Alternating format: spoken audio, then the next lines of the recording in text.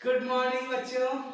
तो हम आपके लिए लेकर आ गए एक नया lecture, electric field due to uniformly charged finite length wire. एक ऐसी वायर जिसकी लेंथ फाइनाइट हो, पूरी चार्ज हो, उसकी वजह से इलेक्ट्रिक फील्ड किसी भी पॉइंट पे कैसे निकालोगे, चलो देखते हैं। इसके बाद कुछ एक दो क्वेश्चंस भी लेंगे हम इस वाले लेक्चर में। अच्छा, मैं कुछ बात कर रहा था, 1 मिनट दूंगा मैं बेटा आपका। बेटा फिजिक्स में आप प्रॉब्लम्स करने, क्वेश्चंस करने तब जाइए जब आपके कंसेप्ट बहुत स्ट्रांग हो, आपके यदि कंसेप्ट्स बहुत ही क्लियर, बहुत ही स्ट्रांग हैं, तो आप निश्चित ही 70 से 80% प्रॉब्लम खुद बना लोगे, और बचा 20 से 30% प्रॉब्लम वो टीचर्स की गाइडेंस से बन जाते हैं और आप कमाल के स्टूडेंट हो जाओगे फिजिक्स में। यस, बट कंसेप्ट्स आपको बहुत ही क्लियर पकड़ने, एकदम क्लियर कट पकड़ में आना चाहिए। हाँ, प्रॉब्लम्स भी बहुत करनी चाहिए। यदि आप प्रॉब्लम्स नहीं करोगे तो आपका कंसेप्ट चला जाएगा। कंसेप्ट स्टेबल ही होता है प्रॉब्लम करने से, कंसेप्ट स्टेबल ही होता है प्रॉब्लम्स करने से। तो ओके स्टूडेंट, पढ़ते रहिए, प्रॉब्लम्स करते रहिए। ये आपका बोर्ड है, आपको स्ट्रांग होना है, आपको मजबूत बनाना है अपने फिजिक्स नामक सब्जेक्ट को। बनवाते हैं मजबूत। मान लो बेटा, यहाँ डायग्राम देख लेना ध्यान से, उस कैलकुलेशन तो अपने आप हो जाएगी, है ना। डायग्राम थोड़ा ध्यान से देख लेना। ये पॉजिटिवली चार्ज मान लो फाइनाइट लेंथ की वायर है बेटा। यहां से x डिस्टेंस दूर एक P पॉइंट है, बीच में नहीं लिया मैंने, कहीं भी पॉइंट ले लिया, आप चाहो तो हम यहां से ले सकते हैं, लो, हमें कोई प्रॉब्लम नहीं है। ये x डिस्टेंस दूर एक P पॉइंट लिया बेटा हमने, ठीक है। अच्छा, अब बताओ, हमें पता लगाने की वायर की लेंथ कितनी है। तो क्या ये वायर के दोनों सिरों से, दोनों किनारों से बनने वाले एंगल होंगे। इस एंगल को मैंने बोल दिया θ1, इस एंगल को मैंने बोल दिया θ2। यही ध्यान से देखना, इस वाले एंगल को मैंने बोल दिया θ1 और इस वाले एंगल को बोल दिया मैंने θ2। ये एंगल क्या बता रहे हैं? ये एंगल वायर की लेंथ के बारे में बात कर रहे हैं बच्चों। किसके बारे में बात कर रहे हैं? लेंथ की। सपोज दैट ये वायर इनफाइनाइट लेंथ की होती, कितनी होती? इनफाइनाइट लेंथ की। तो सोचो इस पॉइंट से हमें ऐसे करके देखना पड़ता वायर का लेंथ इनफाइनाइट होने की वजह से कितना एंगल बन गया? π/2। कितना बना एंगल? π/2। फिर यहां से हमें नीचे भी कितना देखना पड़ता है? π/2। तो यदि एंगल ये वाला π/2 हो और ये वाला भी एंगल कितना हो? π/2। ये वाला -π/2, ऊपर वाला +π/2, तो ये वायर इनफाइनाइट हो जाएगा। कैसे हो जाएगा? इनफाइनाइट। तो मुझे समझ में आई थिंक आपको समझ में आ गया होगा कि दोनों एंगल इस वायर की लेंथ के बारे में बात कर रहे हैं बच्चों। ओके, इतना समझ में आ गया? चलो आगे बढ़ो। अब बताओ बच्चों, यूनिफॉर्मली चार्ज बॉडी डिस्ट्रीब्यूशन है तो हम लोग क्या करते थे? छोटा सा dq लेते थे। छोटा सा dq क्यों लेते हैं? क्योंकि हम लोग जानते हैं कि +q चार्ज की वजह से इलेक्ट्रिक फील्ड कितना होता है? Q/x² होता है। तो ये इलेक्ट्रिक फील्ड का फॉर्मूला किसके लिए है? पॉइंट चार्ज के लिए। क्या इसमें कोई पॉइंट चार्ज है? मतलब यूनिफॉर्मली चार्ज है यार, पॉइंट चार्ज थोड़ी ना है। तो पॉइंट चार्ज के लिए हम लोग क्या करेंगे? हम लोग इसको लेंगे, इतने सारे एक्सप्रेशन करें, नहीं करें तो आप डालिए expression of uniformly charge bodies by field physics with Ajay sir, तो मेरे लेक्चर्स मिल जाएंगे, आप देख लीजिए, समझ लीजिए, फिर इस लेक्चर पे आ जाइए, ठीक है ना। आ जाओ। मान लो हमने क्या किया, ये dq लिया, छोटा सा dq, मैं बड़ा बना रहा हूं, एक्चुअल में ये छोटा सा है बेटा, एक्चुअल में कैसा है? छोटा सा, ठीक है ना। अच्छा, तो इसकी वजह से ये इसके द्वारा बनने वाला एंगल हमने बोल दिया d∅। कितना एंगल बोला? d∅। और ये वाला इसके साथ बनने वाला एंगल है, ये हमने बोला φ। कितना एंगल बोला? φ। कितना बोला बच्चों? φ बोला। ये इतना छोटा सा है, इसका चार्ज है dq, इसकी लेंथ है dl, लेंथ कितनी है? dl, चार्ज कितना है? dq, इतना छोटा एंगल है ये, बहुत छोटा एंगल है बेटा, इतना छोटा एंगल है कि इसमें इस वाली लाइन में और उस वाली लाइन में कोई दिक्कत नहीं है, आर है ये। देखो मान लो ये बड़ा होता इस पॉइंट के लिए, ये आर कुछ और होता है, ये आर कुछ और होता है। देखो ये बड़ा है, ये छोटा है, बट ये एंगल इतना छोटा है कि दोनों मान लो आर ही हैं। ये एंगल पूरा मैंने फाई है, बट इसके द्वारा बनने वाला ये एंगल, छोटा सा एंगल कितना माना मैंने, डी फाई। चलो ये वाला एंगल कितना है, फाई। ठीक है ना, क्लियर हो गया? ओके आ जाओ, अभी देखो आगे। अब ये छोटे से पॉइंट चार्ज से देखो, अब इसकी वजह से इलेक्ट्रिक फील्ड इस डायरेक्शन डी इलेक्ट्रिक फील्ड बनेगा इस डायरेक्शन में। अगर डी बनेगा, ये एंगल फाई है बच्चों, तो ये एंगल भी कितना होगा, फाई होगा कि नहीं होगा? देखो ये वाला एंगल, तो बताओ यहां पे कितना होगा, डीई cos फाई, बोलो होगा कि नहीं? ये परपेंडिकुलर कितना हो जाएगा बच्चों, डी sin फाई हो जाएगा। आपको दो फील्ड दिख रहे हैं बच्चों, एक वायर के परपेंडिकुलर, इसको बोलते हैं ई परपेंडिकुलर, ई परपेंडिकुलर, और ये वाला फील्ड कैसा है बच्चों, ई पैरेलल।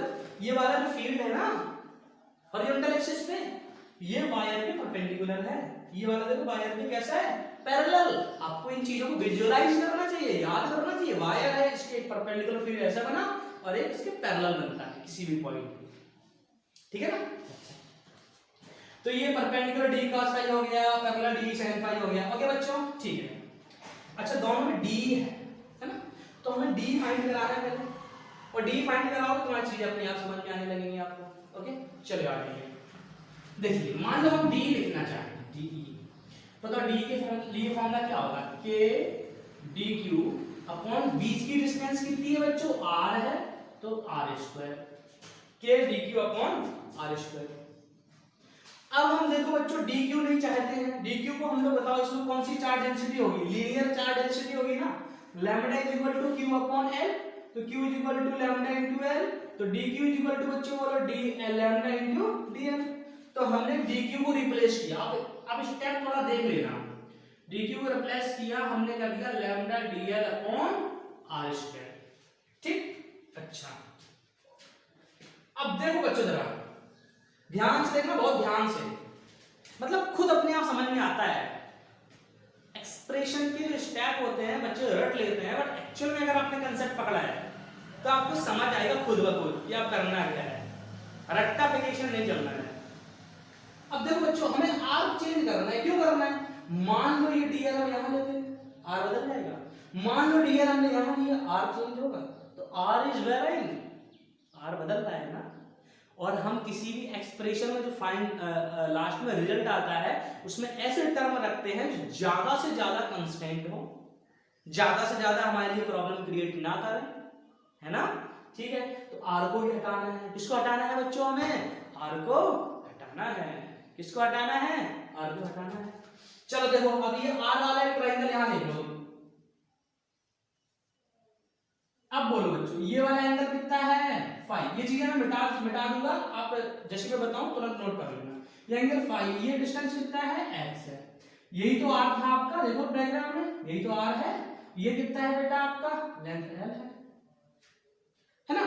अच्छा अगर हम यहां बताओ, हाँ ठीक, अपन यहां पे cos फाई लगाए, cos phi is equal to क्या होगा, base upon, cos phi is equal to base upon hypo, x upon r, right, base upon hypo. तो बताओ बच्चों r इज इक्वल टू क्या हो जाएगा, x अपॉन cos फाई हो जाएगा ना। तो r इज इक्वल टू क्या, हम उसको x sec फाई लिख सकते हैं, ये पॉइंट याद करना, r इज इक्वल टू क्या लिख सकते हैं, x sec फाई।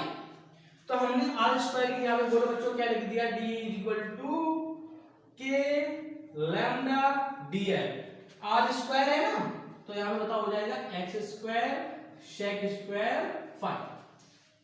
ओके बच्चों, ठीक।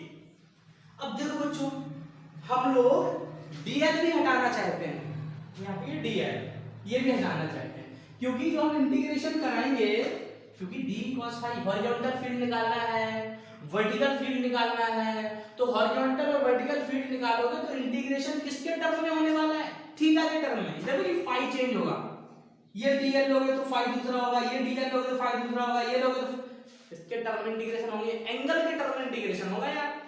पूरी वायर के लिए निकालना है, यहां से यहां तक आप dl बनाओगे, छोटे छोटे छोटे छोटे पॉइंट चार बनाओगे, तो आपको किसके टर्म में इंटीग्रेशन चाहिए, थीटा के टर्म में। तो हमें चीजें थीटा के टर्म में लेकर आनी है बच्चों, है ना। चलो आ जाओ, अब यहाँ एक देख लो इसी वाले ट्रायंगल में, बोलो बच्चों अगर हम यहाँ पे tan फाई लगा दें, क्या लगा दें, tan फाई, तो tan परपेंडिकुलर अपॉन क्या होगा, बेस, तो ly कितना हो जाएगा, x हो जाएगा, तो l इक्वल टू बोलो बच्चों क्या हो जाएगा, x tan phi, l equal to क्या हो गया, x tan फाई। अच्छा अब इसका हम डिफरेंशिएशन करा दें with respect to phi, with respect to angle, ये फाई जो एंगल है, ठीक है ना। तो बताओ बच्चों क्या होगा, dl upon d phi, differentiation करा रहे हो, dl upon d phi is equal to हो जाएगा, x तो कांस्टेंट है और tan फाई क्या होता है, sec स्क्वायर फाई। ओके बच्चों, तो बताओ dl इज इक्वल टू कितना है, dl इज इक्वल टू आया x sec स्क्वायर फाई और d फाई। देखो dl is equal to x sec square phi d phi, ये ठीक है ना। तो यहां पुट कर दे रहे हैं, तो de इज इक्वल टू आया के लैम्डा, dl की जगह पे लिख दो x sec square phi d phi upon में x square sec square phi. अब मैं ये चीजें बता दे रहा हूं, ये बहुत इंपॉर्टेंट है, ये बहुत ही इंपॉर्टेंट, आपको पता होना चाहिए कि हमने r को कैसे कन्वर्ट किया इस वाले ट्रायंगल से, और हमने dl को कैसे चेंज किया, ठीक है। आपने मिटा दिया, आप नोट कर लो बेटा, ओके ठीक।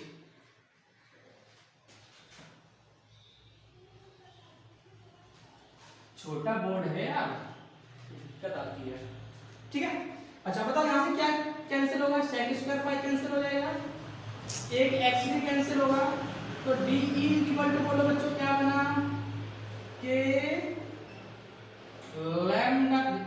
लैम्डा अपॉन x और जे फाई। देखो के लैम्डा और जे फाई नहीं है बच्चों, d फाई है, कितना है ये d फाई, फाई तो sec स्क्वायर फाई तो कैंसिल हो गया ना, एक x भी कैंसिल हो गया, तो d के लैम्डा अपॉन x और जे d फाई। ये किसकी वैल्यू है बच्चों, de की वैल्यू है, इसकी वैल्यू है de। अब यहां पे देखो, अब दो इलेक्ट्रिक फील्ड है, इलेक्ट्रिक फील्ड एक वेक्टर क्वांटिटी है, अगर स्केलर होता तो हमें ये सब आवश्यकता नहीं थी कंपोनेंट वगैरह कराने की। कंपोनेंट क्यों कराएं, क्योंकि इलेक्ट्रिक फील्ड कैसी क्वांटिटी है बच्चों, वेक्टर क्वांटिटी है ना। तो अब अपन क्या करने वाले हैं बच्चों, थोड़ा ध्यान से देखना कि हम लोग हॉरिजॉन्टल का अलग फील्ड निकालेंगे, वर्टिकल का अलग निकालेंगे। तो देखो first we find electric field for perpendicular, तो ई परपेंडिकुलर क्या है बच्चों, d cos फाई। तो बताओ ई परपेंडिकुलर के लिए de cos फाई इंटीग्रेशन कराना पड़ेगा ना, d की जगह पे क्या लिख सकते हो, के लैम्डा बाई x और जे d फाई, ठीक है ना। कहां से कहां इंटीग्रेशन होगा बच्चों, ये देखो वायर यहां से एंगल कितना बनना, थीटा वन, यहां एंगल कितना बनना है, थीटा टू, लेकिन नीचे वाला एंगल हम माइनस ले लेंगे, ऊपर वाला कैसा ले लेंगे, प्लस। तो ये एंगल हो गया माइनस थीटा वन, ये एंगल हो गया प्लस का theta two, k lambda by d phi. अच्छा ये cos फाई हो गया,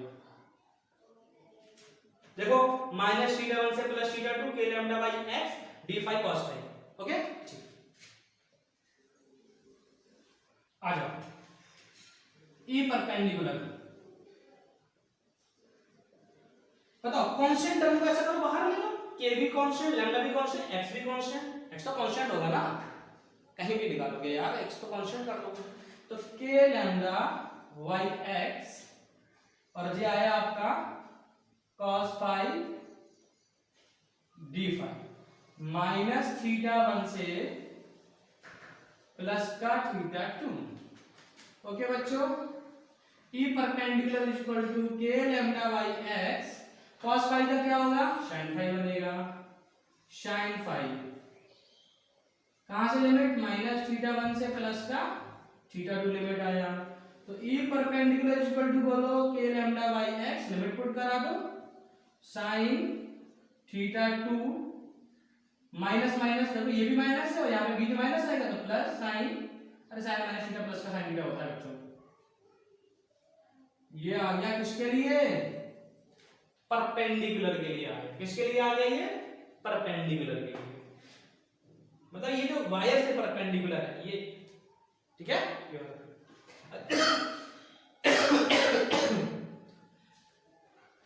कोरोना नहीं है।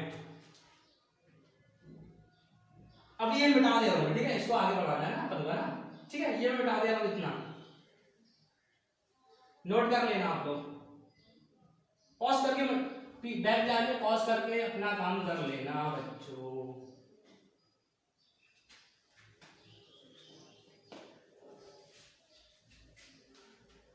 इसे इतनी आवश्यकता थी नहीं, चलो ठीक है। ई पैरेलल के लिए भी क्या करोगे आप, इंटीग्रेशन डी साइन फाई कराओगे बच्चों, है ना, डी साइन फाई कराओगे। कहां से, माइनस थीटा 1 से प्लस का थीटा 2। तो E parallel is equal to, अब वही चीज सेम है पूरा, मैं डायरेक्ट लिख दे रहा हूं, ये केवल कुछ नहीं बदलेगा, cos फाई यहां पे क्या आ जाएगा, sin फाई आ जाएगा, पूरा same k lambda by x, और ये cos फाई यहां पे क्या हो जाएगा, sin फाई। कहां से, माइनस थीटा 1 से प्लस का थीटा 2। तो E parallel is equal to हो गया k लैम्डा बाई x। अब sin फाई का होता है बच्चों माइनस cos फाई, कहां से कहां, माइनस थीटा 1 से प्लस का थीटा 2। तो E parallel is equal to k lambda by x, चलो लिमिट पुट करा दो, minus cos theta 2 minus minus plus cos theta 1। इसको चाहो तो आप ऐसे लिख सकते हो बच्चों, E parallel is equal to k lambda by x cos theta 1 minus cos theta 2। ये परपेंडिकुलर आ गया, ये पैरेलल आ गया, राइट, यस। यदि आपको इस पे नेट निकालना है तो आप बच्चों नेट भी निकाल सकते हो, ये परपेंडिकुलर का स्क्वायर और ये पैरेलल का स्क्वायर, ऐसे नेट निकाल सकते हो, जो भी फील्ड आ जाए, है ना। चाहो तो इसमें आप माइनस जे कैप लगा दो, इसमें तुम प्लस का आई कैप लगा दो, माइनस जे कैप प्लस आई कैप, तभी तुम ये ऐसे लिख सकते हो। ओके बच्चों, आई थिंक आपको ये एक्सप्रेशन समझ में आ गया। जहां भी चीजें वैसे बैक करके पॉज करके राइट कर लो, समझ लो, दोबारा देख लो, यही तो फायदा होता है ऑनलाइन स्टडी का, है ना, ठीक है। आई थिंक आपको क्लियर हो गया। मैं थोड़ा देख लूं कितना टाइम हो गया, लेंथी वीडियो नहीं हो सकता ना, 18 मिनट हो गया। एक दो क्वेश्चन का मैं तुम्हें रिव्यू दे देता हूँ, है ना।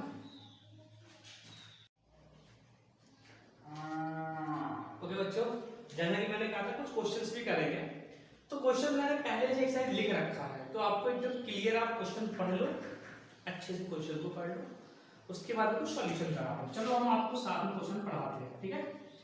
ये एक बार नीट एग्जाम में आया हुआ क्वेश्चन है 2017। देखिए क्वेश्चन क्या है, a ring of radius r, जो भी क्वेश्चन कहता जाए वो दिमाग में रखते जाओ, उसको बनाते जाओ। एक रिंग है जिसका रेडियस है r, यूनिफॉर्मली चार्ज है प्लस q, जो पूरी यूनिफॉर्मली चार्ज है, कितना चार्ज दे रखे हैं, प्लस q, मतलब लैम्डा में नहीं दे रहा है, प्लस q में दे रहा है।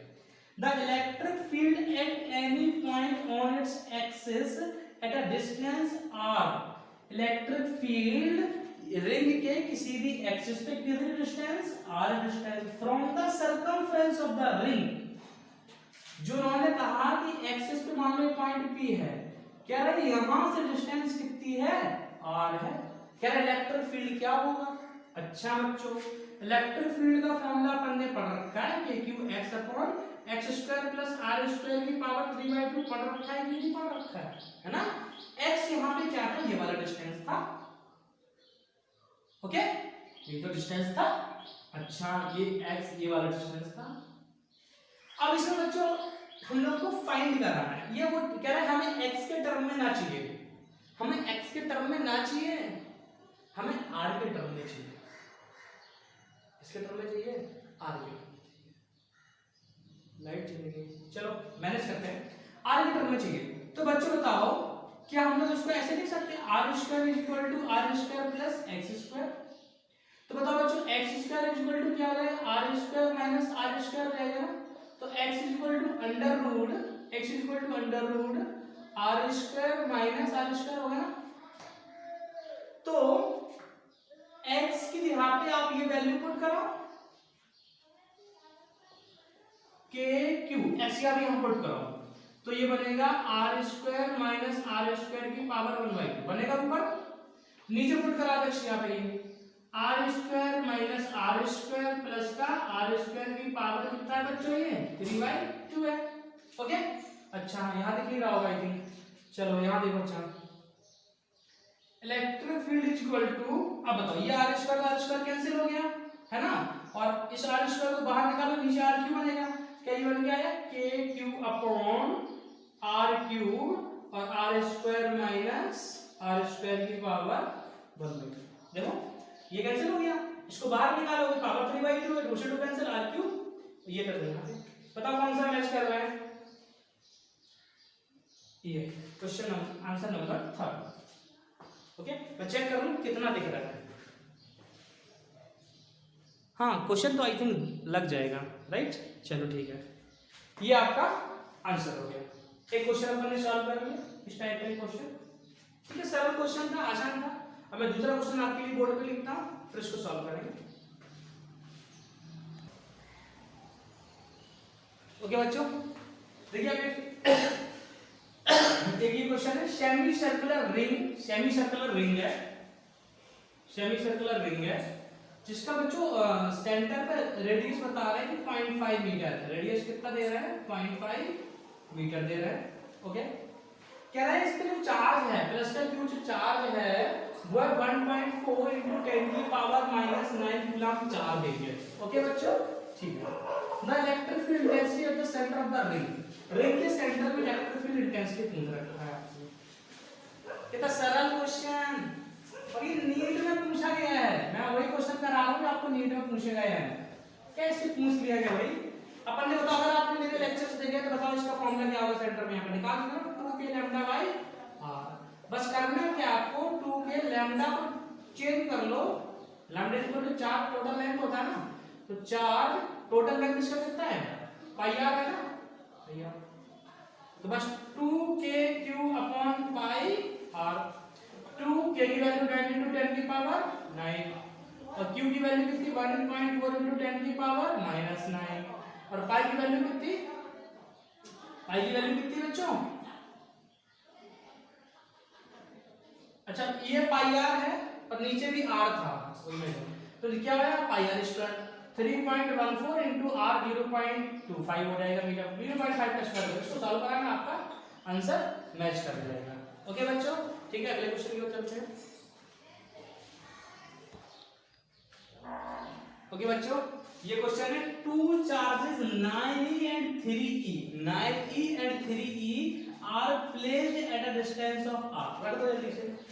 एक चार्ज है जो 9e है, कितना है 9e है, दूसरा चार्ज है 3e है, कितनी डिस्टेंस दूर रखा, r डिस्टेंस दूर रखा है। कह रहे कहां पे इलेक्ट्रिक फील्ड क्या होगा, जीरो होगा। ये आपको ऑप्शन दे रखे हैं कहां पे इलेक्ट्रिक फील्ड जीरो होगा। तो हमने माना बच्चों कि 9e से एक डिस्टेंस दूर इलेक्ट्रिक फील्ड जीरो होगा। अब क्वेश्चन ये बनता है कि मैंने इतनी दूर क्यों माना। दूर मानने का रीजन ये है कि इसकी वजह से इलेक्ट्रिक फील्ड और दोनों बराबर, इलेक्ट्रिक फील्ड जीरो कब होगा, जैसे सेम चार्ज है मान लो, ठीक है सेम, तो इसकी वजह से इलेक्ट्रिक फील्ड इस डायरेक्शन में बनेगा और इसकी वजह से इलेक्ट्रिक फील्ड इस डायरेक्शन में बनेगा, इसकी वजह से इस डायरेक्शन में, इसकी वजह से इस डायरेक्शन में। दोनों इक्वल कब होंगे, दोनों इक्वल तभी होंगे जब, देखो ये चार्ज बड़ा है इससे दूर रख दो पॉइंट, ये चार्ज छोटा है इसके पास रख दो चार्ज। इलेक्ट्रिक फील्ड का फॉर्मूला यही होता है कि q upon x square, distance तुम कम करोगे तो इलेक्ट्रिक फील्ड बढ़ जाएगा, इसके बराबर करने के लिए आपने इसके पास कर दिया। समझ में आ गया, आ गया, मुझे पता है आ गया।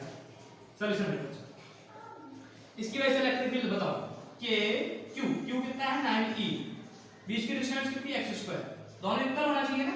अच्छा नेट के लिए दोनों इक्वल होना चाहिए, वेक्टर याद है ना के 3e अपॉन बीच की डिस्टेंस r माइनस x का होल स्क्वायर। के से के खत्म हो गया, e से e खत्म हो, 3 का 9, तो ये कितना बच के आ रहा है बच्चों, ऐसा लिख सकते हैं r माइनस x अपॉन x, r माइनस x अपॉन x का होल स्क्वायर 1/3, मतलब 3 को ले आ रही है, ठीक है ना। तो r माइनस x अपॉन x is equal to under root कितना हो गया 1/3 हो गया, ठीक है ना। अच्छा ऑप्शन मैच कराना होता है अपन को कॉम्पिटिटिव एग्जाम में, अपन को ऑप्शन मैच कराना होता है, ठीक है ना। ऑप्शन मैच कराएंगे अपन, चलो देखो क्या बताओ, इसको r अपॉन x माइनस 1 is equal to under root 1/3 लिख सकते हो, ठीक है ना। तो r अपॉन x is equal to 1 plus under root 1/3, तो बताओ अपन को क्या चाहिए था, अपन को फाइंड क्या करना है, डिस्टेंस फाइंड कराना है, कहां पे 0 हो रहा है, अपन को x ही तो निकालना है। तो बताओ x इक्वल टू क्या हो जाएगा, r अपॉन 1 प्लस अंडर रूट 1/3 काय के बराबर है, x के बराबर है। अब बताओ x कहां से था 9e से, तो r अपॉन 1 प्लस अंडर रूट 1/3 कहां से, फ्रॉम 9e चार्ज से, ये ऑप्शन नंबर 2, ठीक है ना। ओके एक क्वेश्चन और बनाते हैं।